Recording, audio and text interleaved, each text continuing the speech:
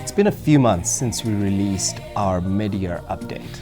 Well, I recall it as if it was yesterday. It was the 1st of June, and we gave a few themes that a few months later looks like they've stayed the same. It's quite unfortunate that the world is still contending in an environment where growth is expected to slow down as we get to the second half of the year.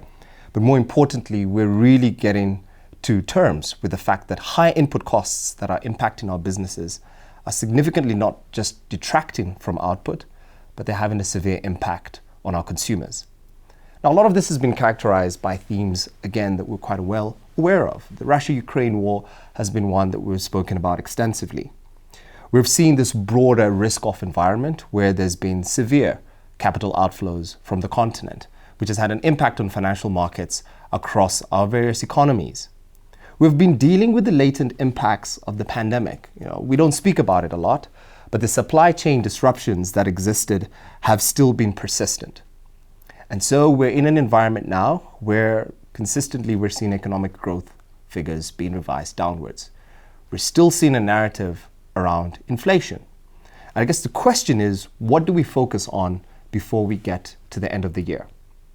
And there are several themes which I think are quite critical. Firstly, there is a view in the market that some of our key commodities, specifically those that were directly impacting our various economies, that being oil, higher food prices, that might taper, at least at a global level. Will that be seen across our different countries? Yes and no. We know that inflation over time has always been upwardly sticky. And so while oil prices have come down and while wheat and maize prices are also coming down at an international price level, the impact on consumers will likely be lagged. So that's a first. Regarding growth, we still have an environment where export earnings are expected to support our various economies, maybe not at the extent that we saw in 2020. What else do we know for sure? Well, there's still general volatility in the market. And so economies that entered this crisis with their currencies potentially being quite volatile are still going to see quite a bit of this. We've had this experience in environments like Ghana. We've seen this experience in places like Kenya. And I think our view is really that that level of volatility will likely still remain until we get to a point where financial markets are somewhat a little bit more stable. Now let's talk about the fiscal pressures, one in which most of us tend to negate and one in which I'm quite passionate about.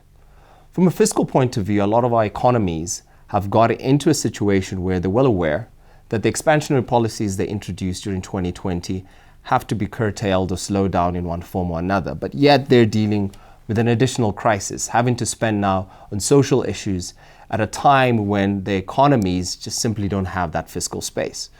And so our take is we'll likely still see budget deficits being posited by a lot of our countries and not that level of consolidation that we had hoped we'd see. So I mentioned earlier around the broader risk-off environment, and I think that as a critical point has been characterized with global monetary tightening, led by our developed markets, but immediately follows suit by what we've seen across most of our emerging markets as well, Africa, of course, not being the exception. What does this mean? Do I think that interest rates are not going to be raised for the second, or at least the last few months of the year? Not necessarily. We will likely still see tightening from some of our central banks as they try and anchor the inflation expectations well into next year and of course within their broader forecast period.